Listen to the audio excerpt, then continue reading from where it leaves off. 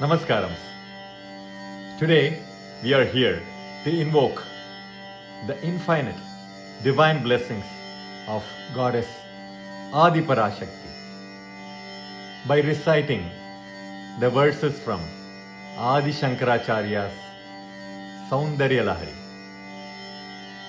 Today we will be chanting Shlokams 57 and 58, and this is episode 29. Welcome back. Please join me.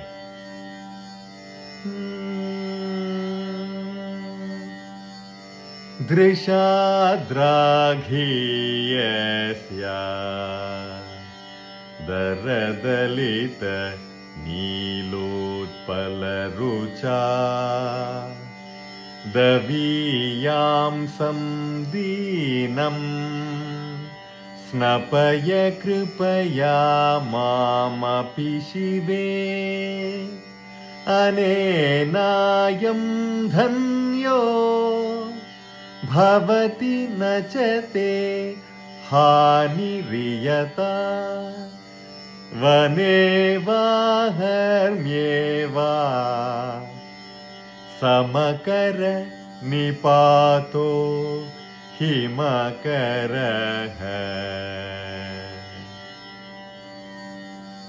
अरालं ते पाली युगलमगराजन्यतनये न केशामाधते कुसुमशर कोदण्डकुतुकम् तिरश्चीनो यत्र श्रवणपथम् उल्लङ्घ्य विलसन् अपाङ्गव्यासङ्गो धिषति sir सन्धान धिषणा